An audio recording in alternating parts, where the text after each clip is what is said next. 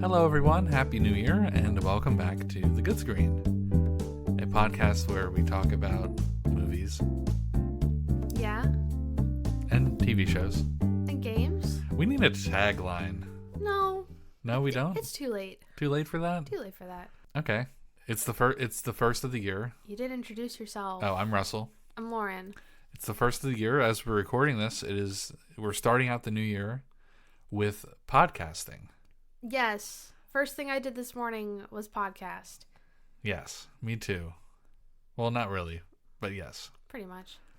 So we're excited to start the third year of our podcast, technically, if you want to, get sentimental about it. Technically.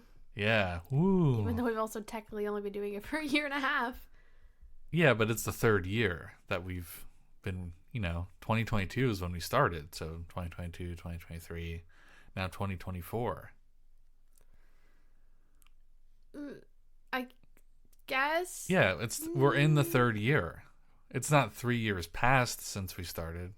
It's not even 2 years past, but we're in the third year of the podcast. That's how it works. Does it? Yeah. Our podcast has existed within 3 years of the Earth's existence. Weird to think about, right? Does that mean I'm technically 25 and not 24? Technically, yeah. I mean, you've lived within 25 years of the Earth's existence. Yeah. Yeah. Arguably, you've lived longer than that, depending on when you think life starts. Yeah. Anyway, today we're going to talk about TV shows and movies, because this is the good screen. Yeah. I'm excited to start off the year with our first pick. If you listen to the end of the last episode, we had a wheel set up, a great big wheel with 50 movies in it. Yeah, that we all need to edit still. That we need to edit, but we have a list, and next week we have something planned, which is a newer movie that came out a little late last year. But this week we chose the first movie off the wheel, which is Arrival. So we will be talking about that later. But before we get into that, Lauren. Yes, Russell. What have you been enjoying on the good screen this week? I've been enjoying yet another 40-year-old woman show. Okay. I have been enjoying Heartland. Heartland. This one comes at me from a recommendation from a child. Don't say that. At work. Okay. A kid at work put it on. Okay. And you like it. I was mildly interested enough to explore the first season, and I don't hate it. Yeah. It's easy to watch. So what's Heartland about? Heartland is a horse girl show. It's about... So in the very first episode, or the first 20 minutes... Don't laugh about this. It starts out very serious. Okay, I'll be very solemn. Yeah. In the first episode, in the first 20 minutes, the main character, Amy, and her mom are trying to basically steal this abused horse off of a neighboring ranch. Uh-huh. Because Amy's mom runs a horse rehab facility type thing. Yeah. Where horses go to get clean. And... All the fentanyl addicted horses go there. Yeah, all the ketamine They're crazy. Horses. They're pretty wild. Yeah. Withdrawal is real when horses get it. Yeah. It's crazy. So she goes to get this abused horse off of this neighboring ranch from this evil guy. Is it the Blackbriar Ranch? No. Or is it some actually evil guy? It's just a dude. Okay. And there's this awful storm going on. And on the way back, they, soar off the road into a ditch, and the mom dies. Oh, so the horse doesn't even, buck her off. No, and the horse becomes traumatized because he was in a trailer when the horse crashed, and it went, full 360. Okay. And so then the first, 2 episodes are Amy rehabilitating this horse and making it not traumatized and bonding with this horse. And dealing with the loss of her mother. Yes. And grieving her mother. Right. And then her New York City sister moves back. This takes place in Alberta, by the way. Alberta, Canada. Yeah. And her sister, who got some big hoochie job in New York City, comes back, and she's like, well, now I'm a hick again, even though I really don't like it, and I'm going to help you run the farm because I know business because I worked in New York City. Well, she wants to sell the farm. That's what's implied, but I don't think she ever truly wanted that. They kind of dropped. I watched a little bit of it with you. I should say that. She came up with a business deal, which I don't think necessarily means she wanted to sell it. I think... Well, she had an open house, though. For people to come to, like... Celebrate? Get their horses there. Oh, to get their horses there. Oh, yeah, okay. It wasn't to sell it. Oh, never mind. All right, it was go on. It's like how schools have an open house. Yeah. They're not trying to sell the school every year. They aren't? No. Oh. Parent-teacher night isn't trying to find a parent who wants to buy the school? No, it's a parent who wants to buy a teacher. Buy a teacher? I think it was just her trying to, like, do a payment plan for the loan. Okay. I think Amy just heavily misconstrued that. Yeah, I don't think she actually wanted to sell the farm. Okay. They dropped that bit, like, pretty early on. Yeah, because Amy's a dramatic 15-year-old girl. I thought her name was Addie. No, it's Amy. It's Amy? It's Amy. Okay. Clearly, I'm half watching this show with you. It's okay. I'm also kind of half watching it, too. Okay, but you like it. I do like it. Yeah, I like, it's pretty, like, you know where it's gonna go. Oh, and Grandpa's so based. The Grandpa character is very based. Yeah. Yeah, so it's based off a book series, which it definitely feels like it. Wow. The way it's so dramatic, and the stakes are sky high. Every time. There was this one episode where Amy, the main character, gets thrown off a horse and like she lands on some rocks and hits her head. Yeah. And I thought for a second that that's where the show was really going to change, because I thought she was going to pick up the ability to like read horses' minds or something from the injury that she got, which would be pretty cool, but also like kind of really early on just like jumping the shark with the horse. No, jumping the horse. Jumping the horse. I feel like if anything, if this was going to be that kind of show, it would have happened in like episode 1. And her mom's ghost would be around to tell her what to do. Yeah. Sci-fi doesn't need to be in everything. That's what we learned about this show. No, but it would be really cool if it was in a horse girl show. It would be really cool. The horse god is an alien from another planet who like placed horses on the planet. I mean, if you want to follow Greek mythology, horses were born from the sea as a gift from Poseidon. Oh, really? Yeah. I didn't know that. Yeah. Okay.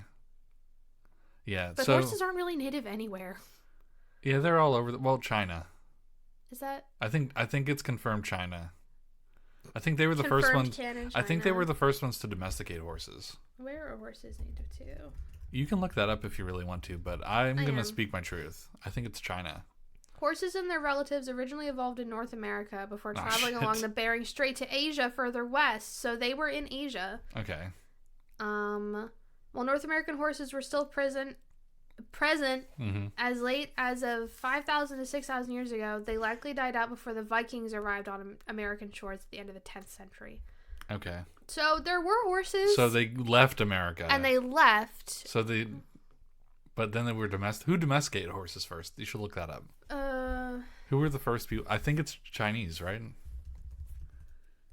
Domesticated horses. Kazakhstan. Close enough. China's right there. In what is now Ukraine and Western Kazakhstan. Okay. Is where the earliest domestication of horse happened. I was only a little off. Well, a few countries off. Around 3000 BC. Yeah, that's crazy. Whoa. That's awesome. All right. Anyways. I wonder what they looked like before they were domesticated. Probably huge. Huge, yeah. Too big. I want to see an ancient horse. They're fuzzy. Yeah? They look more like fat ponies. Okay. As opposed to like a slender horse. Yeah. All right. Slender so man. Back to Heartland. Speaking of slender horses. What? So yeah, it doesn't have any sci-fi elements. It's a very down to earth. The Heartland. You heard it? Yeah. And it's pretty good. So you like it so far? I do. It's an easy show to watch. Yeah, it's a good wind down show. Basically. Or wind up show. You've been watching it in the morning? It's It's just relaxing. After this weekend, I'm sure you'll go back. No brainer. Yeah, you'll watch it in the evening, doing your knitting and stuff. Well, I do that in the morning too. Oh, really? I go to bed not too long after I come home anymore. Yeah, you do. I still wake up late though. Yeah, great. That's awesome to hear. 9 to 10 hours every night. That's great to hear, Lauren. I'm really glad you get that much sleep. I've been getting a lot more sleep lately. You have. Yeah, I feel great. Even last night. No, last night I got about 8 hours. Russell, we went to bed at like 2. We did? Yes. Oh. It was like 2 when we finally stopped talking and went to sleep. Oh, yeah. And then you woke up before I did. Mm-hmm. I got like 7 hours of All right. sleep. Well, you know what? I'm stocked up. So you can also take a nap today. I can also take a nap today. You have that freedom. I don't. You have to go to work later. I have to go to work in like 2 hours. Cool. So you're going to keep watching Heartland? Do you think you'll give us an update on the plot later in the podcast? Yeah. I already got a glimpse of what happens in the way later seasons. Yeah, because you watched it at work. Yeah, the girl at work is on season like 14. Wow. Yeah, she started watching it with a previous foster placement. Okay. Yeah. Cool. Well, that's awesome to hear. I'm glad you're enjoying that show. Yeah. What are you enjoying on the good screen? On the good screen this past week, I watched a few things. I didn't really go crazy. I have a game slight recommendation, but I feel like we're going to probably bank that for another video game episode. Okay. Before I go into my good screen, I should say, I'm thinking about keeping the game stuff in its own episode. Yeah. And watch my one. It's not a resolution, but I've been aiming to watch more television.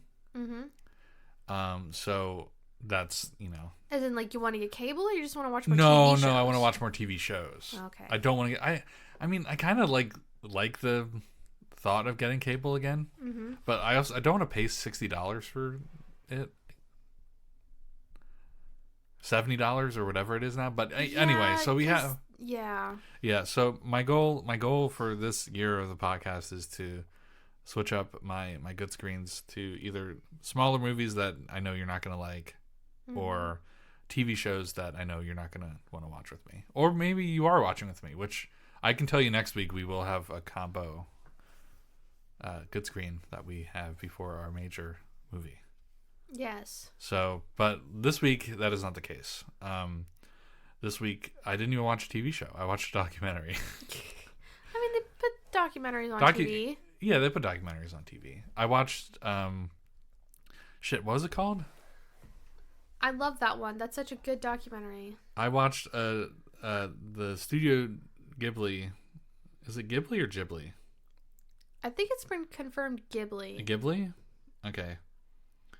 I watched the Studio Ghibli documentary called The Kingdom of Dreams and Madness.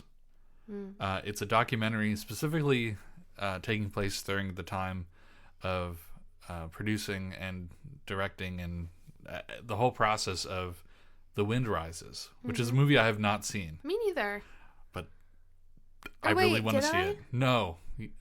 I mean, I'm not going to put words in your mouth, but I really hope you haven't seen it. It's about the plane.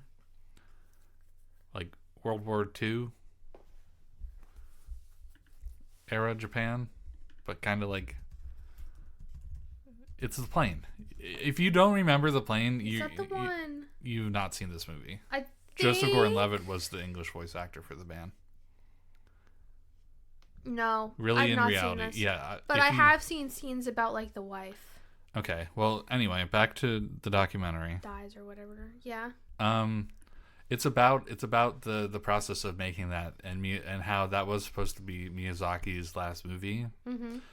I wish I had watched this prior to The Boy and the Heron, because I kind of like only learned about it after listening to another podcast that talked about The Boy and the Heron, and I was like, oh, that sounds interesting. So Miyazaki is basically just an angry old man who's just like, his time has clearly passed.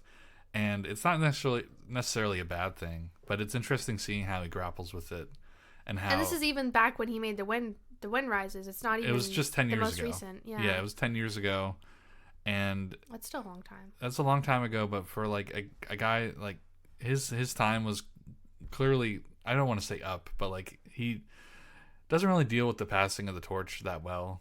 No. He thinks that when he's kind of like a very stubborn and selfish old man. Yeah. And a lot of people think that's like, based Miyazaki. Not really. Not really. Like, but at the same time, it's kind of interesting. Like he's basically a character from his movies. Mm-hmm. This documentary is shot similarly in a way of a Miyazaki movie, where like a lot happens, but it doesn't feel like a lot is happening. Mm-hmm. But like through the entire documentary, they make this movie. Like they show like he's storyboarding it, and then like the animators are animating it, and they give animators some spotlight, which is good. That's really cool. It's really cool. But not like big spotlight, just like showing them making it, and he's very kind to everyone at face value, and nice. And I mean, I remember on Tumblr seeing. Oops, I'm sorry, I hit the table. Don't hit the table. I remember seeing the clip of him like making ramen for the whole office and stuff like that, and everyone was like, "Oh wow, he's so kind and amazing, and I love him so much." Like the animators that got there are there for a reason because they're good. They're incredible, and hand selected by him. But it was very interesting to watch the process of it, and I kind of want to watch the movie now, but then I went to watch it on Max, HBO Max, or whatever you want to call it. Yeah. And they only had the English audio option. You gotta watch it in Japanese. This movie in particular, I feel like you want the Japanese because it's set in Japan, and Robert Pattinson isn't voice acting in it. So, and the only reason why the main reason why I wanted to see it in Japanese is I was watching this movie, and I posted this on. I don't think I posted this particularly on Instagram, but like they were trying to figure out who was going to voice the main character, and they wanted someone who didn't sound like a voice actor. Yeah. And like instantly, I don't even think there was a cut. One of the like producers or directors is like, "Hey, what about Ano-san?" As in the guy who made Evangelion. Yeah. And or directed Evangelion, and Miyazaki's like, that sounds great. Like no hesitation, like, oh, I really like him. And he comes in and he's there. Mm-hmm. And it's so funny to see that they got him. I didn't even know that he was the voice actor for like a lead in a Miyazaki movie. It's so funny. Have you ever seen the one part? I'm pretty sure they did like a similar documentary. Yeah. I want to say documentary. Documentarian. Yeah. That's what documentary people are called. Okay. It's true. She documentalitarian.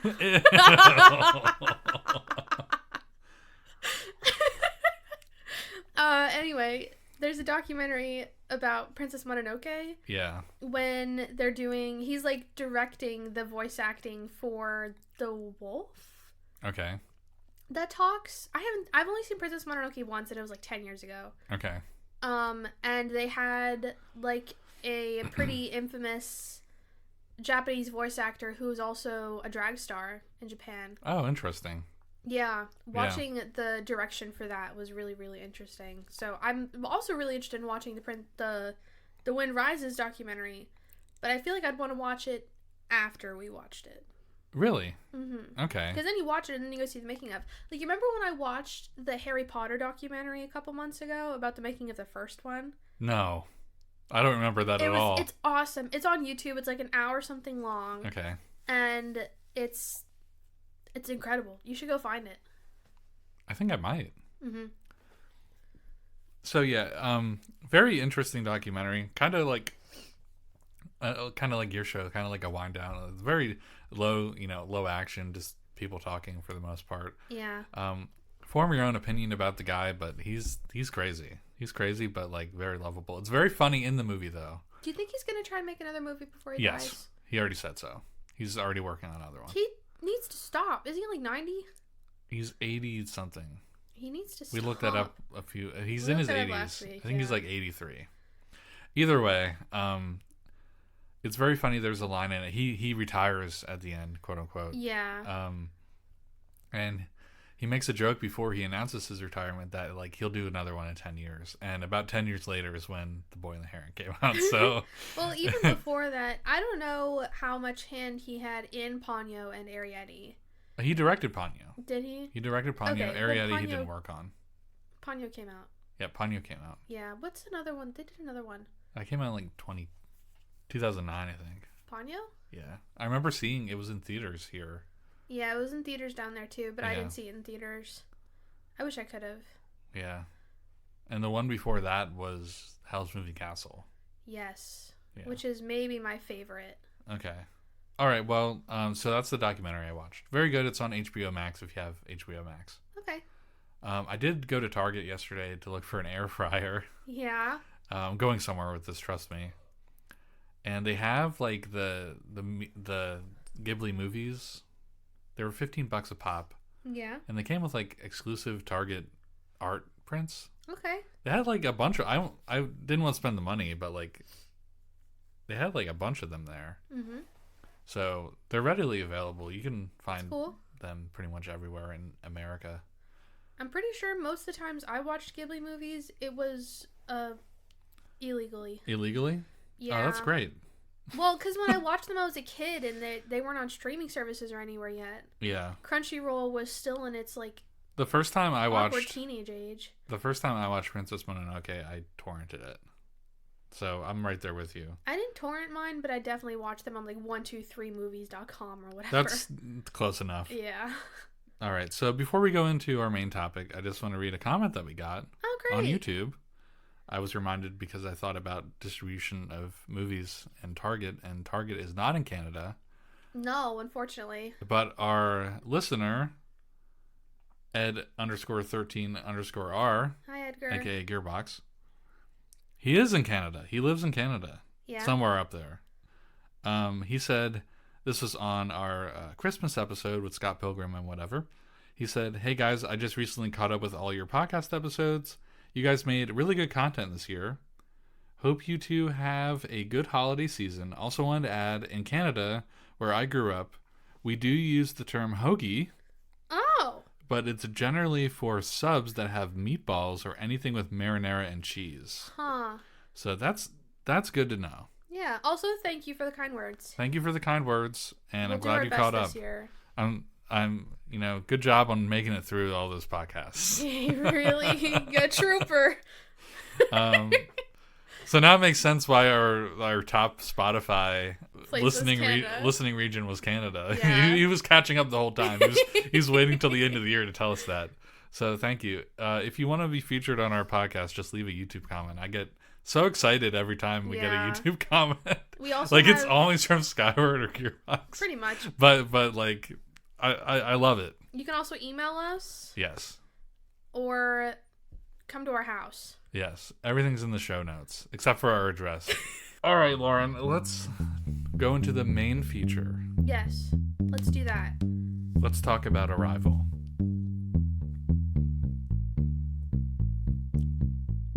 Okay, here's where the break stops.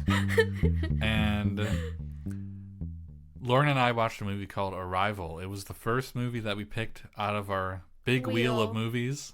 I feel like it was a really good first pick. It was. Yeah, I didn't know what to expect going into this movie. Russell just told me It's an alien movie. it was an alien movie that one of his friends fell asleep to when they saw it in theaters. Yeah. And yeah. I was like, okay. And it started weird. And then it made sense It later makes sense why later it was on. weird. Yeah. And then it was so, like, trippy and good. It was really good. Have you been thinking about it? I have. Okay, that's good. So this movie came out in, I want to say 2016 and maybe 2015. I don't know. We're doing this off of vibes today. I don't have any research. Can I look it up? You can look it up if you really want to. It's starring Amy Adams. 2016. 2016. Damn, I'm good. And Amy Adams and Do you know what month? I want to say September. Oh my god, you're a god. I remember specifically I was working a lot at that point, and we had like mandatory overtime, and my Yeah. friend was like, hey, let's go see Arrival. I heard Denis Villeneuve is I hope I'm saying his name right, is like a really good director, and this is like his breakout hit. You sound just like him. Yeah. And I was like, sure, I'll go see. And then he fell asleep. And then he fell asleep during the movie. So that was my movie theater experience for Arrival. Yeah. I think right after that we saw Rogue One. That was the next movie we saw in theaters, and we loved that movie. You haven't seen Rogue One? No. Okay. Oh, that's wonderful. We might have some Star Wars stuff to do. You would like it. It's good. It is good. Okay. And the Andor show is good. Like, unironically good. Like, people, like, really like it. I have heard good things There's no lightsabers in it. Hmm. There's no Jedis in it. Weird. Yeah. It's a political intrigue movie. Oh, great. Anyways, so I saw Arrival in movie theaters with one of my friends, and he fell asleep. And I think about it every time I see this movie. I've only seen this movie like twice now, but every time I see like a poster or someone talking about it on Twitter, I think, oh yeah, he fell asleep during that movie. That's hilarious. Yeah. I didn't remember much of the movie, honestly. I remember the ending and like why everything happened. Yeah. Was it interesting knowing what happens, rewatching it again? Yes. Because I want to rewatch it. Because when I saw the opening, I was like, oh yeah, that's right. It all kind of like came back to me then. The opening. It makes it sound like the opening is what happened right before this. So yeah. The opening, and this is a spoiler podcast. We're going to talk about this movie in pretty big detail. So if you don't want to talk about Arrival, I'm going to really try to do bookmarks or chapters for this podcast. Can you do chapters on Spotify? You can do chapters for anything, but I think our distribution platform fucked it up last time that I tried to do it. Oh, okay. I'm gonna try and do it again, but you can do chapters on Spotify. Okay. Yeah. So if you want to skip this part, go to the chapter that says Screenless shout out or whatever at the end. Mm-hmm. So yeah, this movie starts with the main character, who's played by Amy Adams. Mm-hmm. She loses her daughter to some sort of illness, cancer, something like that. It's implied to be cancer. It's implied to be cancer, and they kind of show like her daughter's whole life. Yeah. And then suddenly, after all this, and you think like, oh, she's grieving. It's like a 3-minute montage. Yeah, and then you find out that she is a language teacher or professor at a college. And there's like no one in her class the next morning, and it's because there's a fucking alien invasion. Yeah. And class is canceled, and she has to go home. So it starts out pretty crazy like that. Yeah. I thought that the way they handled so the aliens landed in 12 different very bizarre, not like pinpoint locations, not like New York City or like Shanghai or like Tokyo. But they did land in like 12 major countries. Yeah, they did land in different countries. The thing. Yeah. And one of them, the one that landed in America, was in Montana. Mm-hmm. And I don't know if I don't remember which university she worked at, but I think it was like Boston or somewhere like that. Yeah, but they flew her out. They were like, hey, you're a good language teacher. Well, apparently she was like one of the best because she'd worked for the government before. Yeah, for something in the Middle East. Yeah, some sort of like translations. And they talk about that, and that was cool. And she's like, well, I hope nobody dies this time, basically, because that was like a raid that she helped him with or something like that. Yeah, she made some quip about about how what she did caused people to die. Will there be blood on my hands? No, she didn't say that. Anyway, so she goes out to this military facility, and they also get like this really good experimental physicist or whatever. Yeah, he's like an astrophysicist. And played by Hawkeye. Jeremy Renner. Yeah, this was after Avengers, so I feel like Was it really? I was going to ask if it was before. This was after the first two Avengers movies. So I feel like him being in the movie was a good way to interest people in seeing the movie because... Amy Adams, too. I mean... Yeah, Amy Adams also. But I feel like, if anything, it's probably good for his career that he doesn't exclusively do Avengers movies. Right. Because that is lame. That is lame.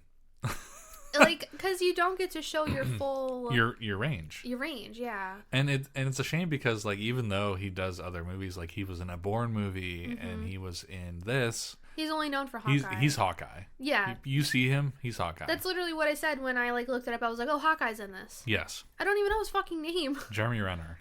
Okay. He was in something else recently, too, but I don't know. That's the thing. Like, you only remember that he was in Marvel movies. Yeah. Not that that's a bad thing. I heard the Hawkeye show is actually really good. Is it? Yeah. Okay. Anyways, so the story of the movie basically revolves around them trying to communicate with these aliens, heptapods. Yeah, and learn about them. And learn how to speak and communicate with them, which they over time. A few couple days, months. a few no, months. It's a few months. It's really interesting how they do it. Like when they go up into the ships. Yeah, it's every 18 hours they have 2 There's hours. Because it's like they talk about how they have to like adjust like the atmosphere in there to be able to accommodate for them. Right. And so every 18 hours they have 2 hours to go up in there. Yeah. And interact with the aliens. Yeah. Which they call heptapods because they have 7 legs. Yes. And they're friendly. They're not like here to invade Earth. It's They're a very scary different. looking. It's a very different kind of like alien invasion movie. I thought that I read a lot of I don't read a lot of alien sci-fi, but like I feel like this is like one of the strangely more grounded like science fiction movies I've ever seen, despite the fact that there are giant like black erasers in the sky, basically, that they look like, like stones. I looked up Arrival, and I actually found this really interesting thing, because the heptapods are based on, like, cuttlefish. Right? Mm-hmm. So, I'm going to turn my laptop around to show you. Okay. The things are based on, like, the shape of, like, a bone membrane thing that they have. Oh, cool. The ships are. Okay.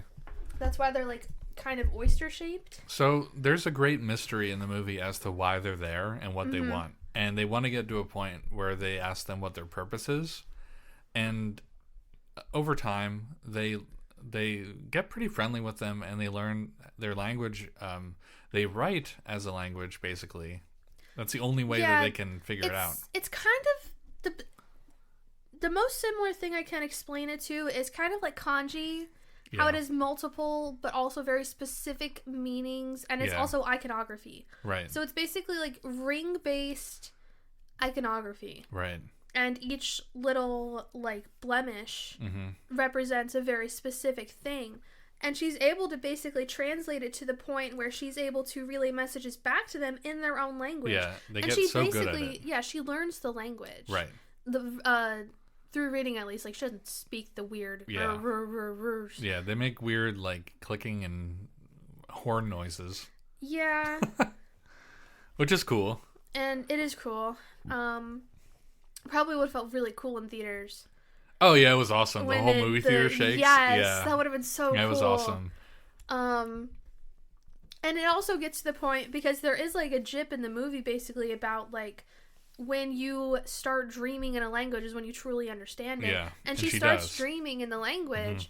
And so she comes to them at the end, like at the very last second before like World War is about to break out over these we're things. leaving out a very important part, because China is like the the one who's messing this all up. Yeah, because their way of communicating with them is through playing mahjong. Yeah. Which is very yes or no. Yeah. Not interpretive like their language needs to be. Yeah. And they figure out that they're trying to say, they interpret what they're saying as use weapon. Not gift. Not give weapon. Yeah. Well, it's tool. Give tool. Yeah. Yeah. And China, and of course, if you look at like Chinese characters, like they could mean different things as well. Yeah. Because kanji and Chinese are, they're. But it also is like a tool could be a weapon. Yeah, a tool could be a weapon. Yeah. So there are some interesting callbacks in this movie to how the British or the English or whatever figured out the Aboriginal or tried to communicate with Aboriginals in Australia. Yeah. Which I thought was cool. Well, she said she made that up. She made that up? She literally said, I just made that up. Oh. But it got my point across, didn't it? Right. So, yeah, they mentioned, Aboriginals mentioned, Australia mentioned. So, I don't know. I just wanted to... Okay. All right. Well, so she says, she makes this, like, story to the general. Yeah. Like a metaphor type thing, being like when she was arguing about how to learn the language better versus just making direct statements at them, like they need to build a vocabulary, about how when colonizers went to Australia and pointed to the animal that puts babies in a pouch and asked the Aboriginals what it was called, they said kangaroo. Kangaroo. And they didn't know kangaroo actually means I don't know what you're saying. That wasn't real? No, I don't know. She said that's not real. I don't think that's real. That would be really funny if it was. It would be funny if it's real, but I don't think it's real. All right. Well, Skyward, Skyward, you live closer to kangaroos than we do. Well, maybe not. I mean, Philly Zoo is pretty... Philly Zoo's like an hour away. Do they have kangaroos there? I don't know. Anyways. Possums are marsupials. We have marsupials around. Well, let's ask a possum. I'm going to do that. I see him on my way home sometimes. All right. So, yeah. So, basically, every country is trying to figure it out. And China just gets spooked. And, of course, all their pull friends. out. It's like they have like a huge conference call thing Yeah. talking about the things they learn. And as soon as China learns about that, they pull out. They pull out. They're like, and no, then done. everyone else pulls out because everyone gets really sussed out. And they're like, we're going to just shoot it. Yeah, and China's like, we're just going to hit it with a nuclear weapon, actually. Yeah. Because we don't want this weapon. Yeah. Well, I couldn't tell if it was like them trying to get the weapon first. Yeah, they were trying to find it. Yeah, and so it turns out the weapon the whole time was a gift. A tool. A tool, and it was the language itself. Yeah. Because when you learn this language, because language molds your whole brain. Mm-hmm. Like they talk about how when you learn another language, you start to think differently. Like your brain literally works differently when you speak more than one language. Yeah. Because you have like your brain switches into different gears basically for language. And so once you learn how to understand this written language, like time changes for you. Yeah. And that's why at the beginning we were seeing those bits about I was about to say, just call her Amy. Her name's Louise or something? Louise. About how she like has a baby and everything at the beginning and how it's framed to look like it all happened before. But it's actually after. Yeah, it's actually way after because she has a baby with Jeremy. What's his name? Jeremy Renner. I didn't want to call him Hawkeye. With his character. And it's funny, like you get little blips of it later on. And do you think that's her like slowly starting to be able to grasp the future, or do you think that's just like, you know, definitely further into the movie? Yes. At the beginning I think that was more of like a foreshadowing type device. Yeah, I think so. But it's interesting, and even her daughter's name is Hannah, and it's a palindrome. This movie's great. He really put a lot of thought into it. I think it's an original story. Yeah, probably. I think it's an original story. And this is how you get to direct a Blade Runner movie and Dune. Because this is very interesting. So you like this movie? I loved this movie. Yeah. I also liked, because I was thinking about, I wonder what it was that she told the guy, because the little girl... Well, he said. Huh? The Chinese guy? No, not that. No, I know that she said his wife's dying words to convince him to listen to her. Yeah. But I was thinking about, I wonder what it was that Louise told Ian. Was his name Ian? I think his name was Ian. If it was about the prophecy that they're going to return in 3,000 years, because it didn't really seem like she told anybody that detail. No. And that's probably very important. Yeah. Or if it was, because so in one of like the flash forwards, the daughter Hannah asks, why isn't Daddy around anymore? Yeah. And Louise says it's because he learned something he wasn't ready to learn. Yeah. So I wonder if it was about that prophecy, or I think it was about her illness. Yeah, I think it was about probably her being able to basically see the future, because she also never really said that that's what happens. Right. Well, she does, but like no one took it seriously, so I don't know if like it happened, but or like if he later learned the language and was able to understand. But basically, there's like this like untold secret of what it could have been, but it probably was that she's gonna die of cancer when she's like 17 or whatever it was. Yeah, like really young. I liked how she diffused the situation. So closer to the end of the movie, she breaks United States military protocol and goes up into the thing for the ship comes down to her. Yeah. Somehow. It's like a little travel pod. And she goes up and into like behind the glass basically that they were seeing. Yeah. And they were like, cool, here's all of our shit. We're just going to mind transfer this to you basically. The most sci-fi part of the movie. And that part was so cool. That's basically when she got like the full... She's like fully fluent. And her brain was rewired to think in the future. Yeah. And she was like asking like, what is the gift? Yeah. And was able to like talk... Directly to them. Like directly to them, but in also English. At that other part where she was... Like the one part where she did like the Yeah, this thing with it. Yeah. I feel like that's when it happened. That's when it happened. Yeah. So and then China, of course, is about to throw a nuke at it, and she steals a phone from the facility to call the Chinese hotline for the commander. Yeah. And tells him his and then there's a flashback or a flash forward during that scene. All of this like in like a flash forward future thing where she's talking with him in the future. It's like a world peace society celebration where they all like gained world peace, or I was assuming that's what it was. Yeah. And he's like, well, thank you for telling me my wife's dying words. And then she like mind transferred those words from him somehow. Mm-hmm. And I feel like that was more of like a, not necessarily exactly what happened in that moment, but like a remembrance type thing. Yeah. And very cool, like very interesting movie. Kind of I think it's an hour and a half, or it was almost 2. It was almost 2, but either way, it doesn't feel like it. Do you understand how my friend fell asleep during this movie? I don't understand. Which either. part did he fall asleep I was enthralled. The whole middle. If you fall asleep for even like 10 minutes, you won't understand what's going on. This movie is so like full and packed. It's suspenseful. It keeps you really interested. It does.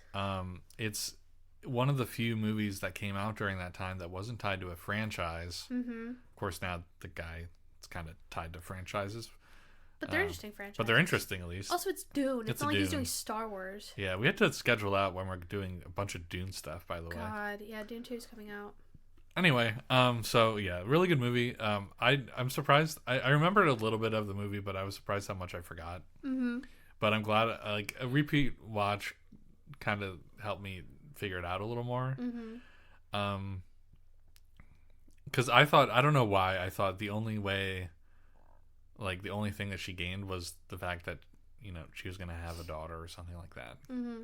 And it was very cool. A very cool movie. Yeah. So you'd say this is a good screen? Definite. 1000% good screen. Starting it off with a definite good screen. Mm-hmm. All right. Cool. Starting off on a good foot. Good foot. One of the good 7 feet. One of the... How many legs? How many legs? 7 out of 7. 7 out of 7? Yeah.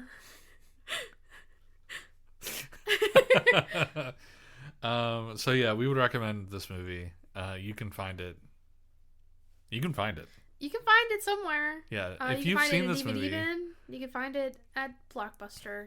Yes. You can find it at Hollywood Video. Hollywood Video definitely has it. Oh, absolutely. Yeah, definitely. You can find it on the Apple TV FaceTime connection. Oh my God. I am so sorry if the chime is picking up. Basically, I tried connecting my phone to the Apple TV's FaceTime thing last week, and it didn't want to work. So now every time it even senses the Apple TV, it wants to try to connect to the FaceTime feature to have my like screen project on there, basically. And it's crazy. It's just nonstop chiming. Yeah. Even though I have the sound turned off. I think it's quiet enough that we're not hearing it. Yeah. So if you heard, I'm gonna probably cut like some of the parts where you completely stop talking and to turn it off. But yeah. So that's been happening this whole episode. It's been awesome. It's been happening all this last week, and it's driving me crazy. Yeah. Okay. We lay down for bed last night, and it started chiming because you turned the TV off, I didn't but turn not the Apple TV off. Yeah, my fault. Okay. So yeah, Arrival's a good movie, and you should watch it. If you did watch it, let us know what you thought about it. Absolutely, please. Yeah. Maybe we didn't miss something. We probably 101 things you missed in the Arrival. I liked how they handled like the world trying to figure out an alien invasion. I feel like it painted a very good picture on what would actually happen. It reminded me of Don't Look Up a little bit. Because there was like alt-right conspiracy theories about everything. And yeah, so strange comparison, but like Don't Look Up was really good. Both those movies kind of handled like out of our control situation like very, very well. I feel like even though we've seen Don't Look Up and we both remember it very dearly and love it, we should do an episode about it just because it's so good. It's a good movie. The thread here is Timothée Chalamet. Where was he in the first one? Oh, he's in Dune. He's in Dune, and Dune was directed by the guy who did Arrival. Yeah. I was going to say, where was he in the Arrival? Yeah, he was not in Arrival. But, alright, so, yeah, we watched that. That was awesome. Good job. Good job watching that, Lauren. Thank you. You also did a fantastic job. All right. So what's your Screenless shout out? Well, I'm not allowed to say what my Screenless shout out actually is. Find another one.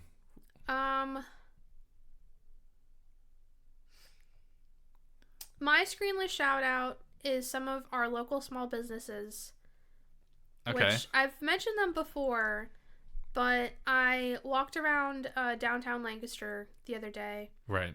And went to one of our favorite local shops, Farboco. Mm-hmm. They call themselves a general nerdery. Right. And they have all sorts of fantastic fun things inside. They have Gunplas. Right. They have a whole ton D&D of board stuff. games. D&D stuff. Minifigures.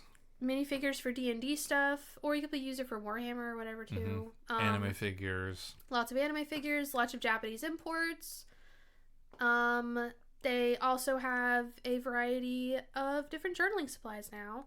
Cool. Because they have washi tapes. Right. And I did buy some washi tapes that are made by one of the employees there. Has her own, like, side business. Okay. I don't think she really has any online shops. Uh-huh. Oh, they also have fantastic earrings that they sell. They don't have a whole lot in right now. Okay.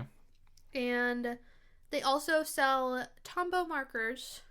Which is what you got. Which is what I got. Okay. They sell them for like a whole $1.50 cheaper than Michael sells them because they were like $2.50 each. Which sounds like a lot, but for what they are, it's not. Okay. And Michael sells them for like $4 each. Yeah. And so I got a whole lot more than I expected, but I got them for journaling. Okay. And I also got some over the garden wall washi tape. Cool. And when I was checking out, she was like, "Oh, this is one of the washi tapes I made," and I was like, "That's so incredible." Yeah. And she said that she was also planning on getting in like a journal and some other stuff, like with the over the garden wall theming, but she couldn't get out in time for fall because the manufacturer that she works with, like, she didn't like what they made. Oh, okay. Like, she got her like test ones in. Didn't like it. And didn't like it, so she's still trying to look for somewhere else. And I was like, well, I look forward to finding it here because it's always over the garden wall season. Okay, but cool. they have a really interesting assortment of things, and also support a lot of other small artists in the area. Like, a lot of their stickers and washi tapes and stuff that they sell are made by small artists. Okay. And even some of the stuff they have in the shop is like, what's it called? Commissions? The commissions, they do commissions for minifigures, and they have like a small artist in there who does like wood figure commissions. Oh, like handcrafted stuff. Yeah, but also Sculpted. like things that they get off of what's it called? The crowdsourcing website. Kickstarter projects. Yeah. They'll get like wholesale stuff in. Cool. Yeah. And I also, I guess it's just downtown Lancaster in general is my Screenless shout out because I went Very to cool. that. Yeah. Right across the way from that is the Central Market, where I didn't tell you, but I got an incredible smoothie. Okay. But I think I'm allergic to something in it because my mouth was tingling as I was drinking it. Oh, what was it? It was orange juice, Okay. strawberry, Okay. guava juice, Guava. banana, and pineapple. And I feel like something else. The pineapple might have just made you tingly. Does it do that? I You know, if your mouth gets tingly when you eat something, that means you're allergic to it. Oh. Are you allergic to pineapple? No.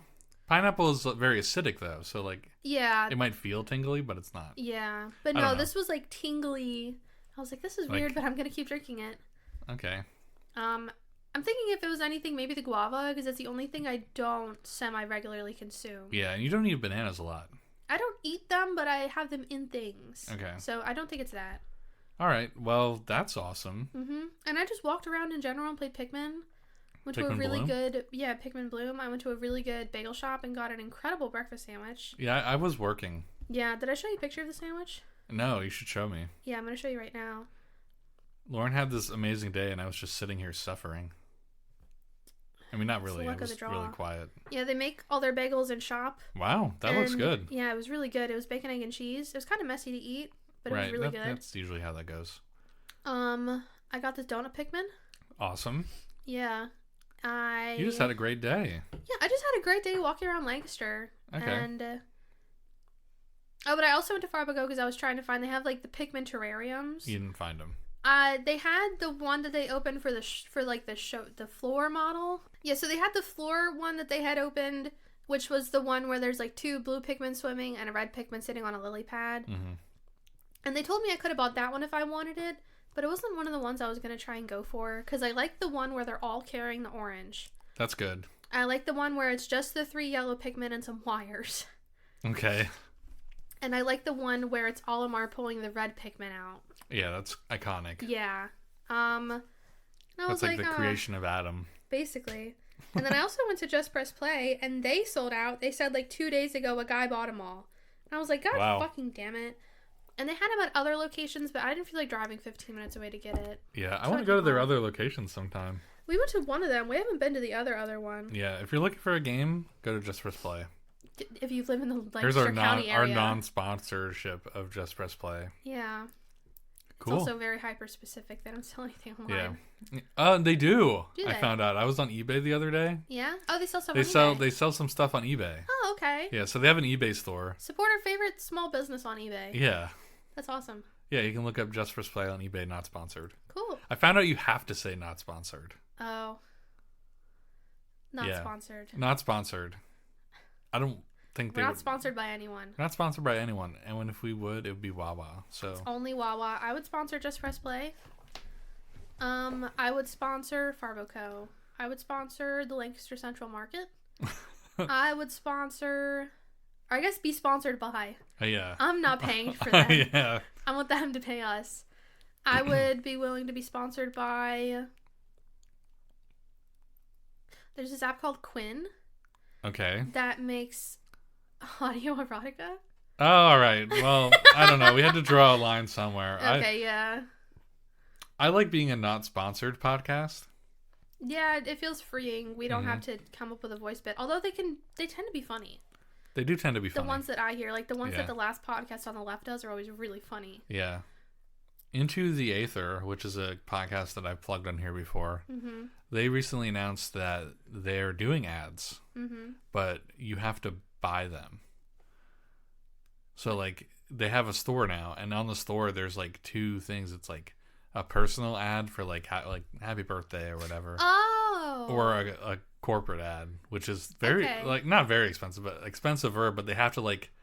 Like a contracted ad. Yeah, they have to, like, approve them. They don't get, nobody's like, you have to do this and you have to say that. Well, I mean, they do say that, but they have to, they pick them. They pick them and which ones they want to do. They Pikmin? They Pikmin, yeah. They don't Pikmin. Pikmin basically didn't exist in their Game of the Year. Yeah. Which was crazy. But at the same time, I wonder if they'll do, like, a bonus episode about Pikmin someday. I really hope so. They took a break during the time that it came out. And, yeah. Anyway... that's a good podcast. They just released, if you want a podcast that will last you an entire week of listening, they just released their Game of the Year episode, 6 hours long. 6.5 hours long. That's crazy. Yeah. All right. So your Screenless shout out is Lancaster in general. Just downtown Lancaster. Downtown Lancaster, not in general. Downtown Lancaster. What's your Screenless shout out? My Screenless shout out is the New Year. Yeah. Yes. Happy New Year. Happy New Year. We're recording this on New Year's Day. We are. I mentioned that at the beginning of the episode. Oh, I didn't know that. Now you know it again. It is New Year's Day. It is almost time for Lauren to get ready for work. Yep. But it is New Year's Day, and I'm very excited for the year. I think last year, not to be dramatic, was one of the filler years of my life. You say that about every year. Yeah. Well, last year in particular felt very. 1 step forward, 2 steps back for me personally. Yeah. I see why you say that. So this year I'm hoping it's more steps forward. I feel like I took a step forward last year. You took took steps forward last year. I took 2 steps back. But hey, I'm doing better. I guess I lost like 25 to 30 pounds ish. Unless my scale is just like getting like worse every time I go on it. No, you've definitely lost weight. We were just looking at pictures. We were looking at a picture last night where like there's this bulb underneath my. Like it's still there if I go like. Oh yeah, everyone has. Everyone has that, but like I was like in this, I'm up straight and like it. Your shirts fit better? My shirts fit a little. Well, this shirt shrunk a lot, but. Shirts also just fit you weird. Yeah, I'm also tall. This isn't a tall fit. No, it's not. I'm feeling good about that. I'm probably gonna go to the gym today after you leave. So that's hilarious. I'm gonna see how crowded the gym is on January 1st. Oh God, I'll pray So for you. I feel like I'm sort Maybe of. don't go to the gym. No, I think I'm going to. I'll check the crowd meter. That's gonna be hell. Yeah. And I feel like I made enough changes last year that this year could be a really nice year for me. Okay. And other stuff. We'll get to that later. Yeah, we'll get to that other stuff later. We'll get to that next week. So, and for the podcast, of course, because eventually at some point this year, I would assume we're going to go back to week. I would like to hope so. I like to hope so. That's my big hope for this year. Mm-hmm. I'd really like to go back to being a weekly podcast, but it's going to depend on a lot of things. Yeah, 2 weeks. 2 weeks is going to be it, probably. Or, if we have the time. It is the middle of winter right now. We aren't really going out and doing a lot of things. Well, it's summer in Australia. It is summer in Australia. Which is crazy for me to think about. Yeah. I always knew it was real. It's real, Lauren. But... like the hemispheres of the earth. Russell, my world is very small. Yeah. Remember, Australia is the easiest country we could gain citizenship in because you have family down there. Fuck it. Yeah, let's go. Apparently. So you said. My dad's cousins live out there, although she died. She died? Yeah, Cecilia died. Oh. That's the one I was going to be named after. Oh, God. Who else is anyone else still down there? I don't know. I can ask my grandparents. That's so... I mean, it's not funny that she died. It's so funny you have family down there. Yeah, they immigrated to Australia in, the late 90s. Huh. Anyways, We have Skyward. Skyward can be our ticket in. Lauren and I are fascinated about becoming immigrants. Honestly, yeah. But now, I mean, I like enough living in America. Like, everything is here, basically. I don't. You don't? I mean... I feel like not that I've we haven't necessarily gotten a taste anywhere else. We haven't spent enough time living or, not just vacationing in another country to really feel like we have or remember what we have here. I feel like everyone should live abroad for a little bit of their life just to see. Right? Why can't everyone have 1 year like where they my can mom, live in any country? Like my whole family, they've never left the county. When they came over from the ships from Wales, they never left the counties that we live in. No. The whole time. None of them. My direct line. Yeah. There are other people in my line that went down south and whatever and around. Yeah. Daniel Boone, Kentucky.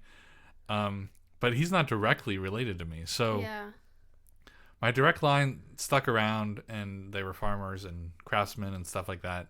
And even my mom, she's a native of this area her whole life, and she doesn't want to go to any other. She doesn't want to see the world. I think that's weird. Yeah, I think that's also weird and very small-minded. Yeah, I think it's. I think you gotta get that experience. You have to. Other cultures. You have to be the fish out of water to really understand the things you have at home and stuff like that. I wanna do something American in another country and get people looking at me. God damn it. Just go to Germany. They'll look at you anyways. They'll look at me anyway. They'll be able to. They feel your aura. They feel our American aura. Let's not even being fat. No, Germany's a pretty fat country. It's because we're loud. I'm not loud. In general, Americans apparently I know when to be tend quiet. to be impolite. I know when to be quiet. But that's because we have different versions of politeness. That's true. Like how here small talk is very normal. Oh, see, this is why I would love polite. But if you go to Japan, you don't do that. You don't do that, but I read this one thing recently, or maybe watched a video about it, about this one girl who was Japanese who was doing a year abroad in America. Yeah. And she found it so weird how the first time something this happened to her, where someone came up to her and just complimented something she was wearing and struck up a conversation. Yeah, you don't do that. Yeah, you don't do that over there. You don't even look at other people in the eye. Unless you're at a bar. Basically. That sounds awesome. Yeah. Sign me up. What was my Screenless shout out? The New Year? The New Year? Yeah, all right. Well, anyway, we're getting a little distracted. Do you want to talk about what we're going to talk about next week? I don't remember. We're going to watch the sequel to Chicken Run. Oh, yeah. Chicken Run, Chicken Nugget. Dawn of the Nugget. Dawn of the Nugget. Dawn of the Nugget. I might watch the original just to get prepared for it. I watched the original at work very recently, so it's still fresh on my mind. Okay, I'll watch the original one later. And we have another shared good screen for the beginning of that episode that's semi like in the same style of that movie. So if you follow me on Threads, you will know what I was talking about. But it was a really quick one, and we probably won't be talking about it for super long. But yeah, it'll be a good one. So newish movie next week, Chicken Run, Dawn of the Nugget. Wait, I thought we were gonna try and find Wonka streaming. Wonka's still in theaters. It's really it's really good apparently. Like that Paddington guy, he knows how to make movies that people cry. That woman's in every one of his movies. Yeah. I don't think we'll have an opportunity to see that in theaters. Yeah. So we'll have to wait for that one. But we will get to Wonka. Maybe we'll do like a special like 3-movie Wonka thing. Like all three of them. I want to get to a point. I want to do like at least start bonus episodes this year. And do you want them to be 6 hours long? No. I mean, I want them to be long, but like I want them to just focus on those movies and like kind of build up to like something new that's releasing. I feel like if anything, if we do a new format, we still keep the 2 weeks. But then we just do more bonus episodes because then we'll have time to like sit down and dissect. But for the bonus movies, we'll definitely have to do some sort of like bullet point. Right. We'll need to have notes. Yeah. Which is, I want to start note taking all my movies. We used to do it. And then we stopped. So like, for example, when Dune comes out, we could do Dune and then Don't you remember when I would carry around a notepad in my purse for when we would go to the movies? Yeah, that was Unhinged. That was iconic. Taking notes during Black Adam, which is a movie we didn't even want to talk about on the podcast. Yeah, so I have some like once for later on, and we're just talking shop now, so you can turn off the podcast whenever you want. Bye. I have some notes for like bonuses that I'd want to do, or like special. I don't know if bonus is the right word for them. We'll figure it out as we go. Special features. Yeah. That's movie related. Special features included. So the ones that like I'd want to do, I'm looking at ones that are kind of linked to new movies, and the only one I can think is there's a Kung Fu Panda 4 coming out, and I wanted to do the 3 but like release that episode right before or the week before we do the Kung Fu Panda episode, people will be looking at Kung so Fu that Panda. so that's on your mind a week before, and then we do. I don't know. We're not trying to like grow or anything. We're just trying to make it like cohesive more. That's my goal this year with the podcast, basically. Okay. Yeah, that and get some of my friends involved a little more. Yeah. I know you wanted to do an episode with just Will. With Will and Tyler. Yeah. Yeah. So yeah, that's gonna be the podcast. I hope you look forward to. This year of the podcast, and I hope you have a good new year and everything. Are you talking to me or the listener? Oh, the listener. Yeah, I'm talking to the listener. You too. Thanks. I hope I do too. Yeah. If you want to follow the podcast elsewhere, we are on Threads, Instagram, and YouTube. You can find us at Good Screen Pod. You can email us at goodscreenpod@gmail.com. And you can find us on Spotify, Apple Podcasts, YouTube. YouTube has a podcast feature, so it shows up there. Yeah. And I recently got us on Pocket Casts. Okay. So that's nice. Are all of our episodes uploaded on there? Yeah, it takes the RSS feed. Okay. So all the episodes show up. And rating us on Apple Podcasts is very helpful for exposure. Yep. As well as Spotify, you can do that, but you need to do it from the app, I think, which is weird. Give it 5 stars on the app. But you can't pay for Spotify through the app. Which anyway, I will go crazy the first time we get a review on review on Apple Podcasts. Oh my gosh. I hope it's good. I would read it I'll read every review we get, even if it's bad. And of course you can comment and subscribe on YouTube, and we'll hit that bell. And again, if you comment, we're such a small show, we'll read it every time. So thank you everyone for watching the show. Yeah. And we'll see you next time. Bye. Bye.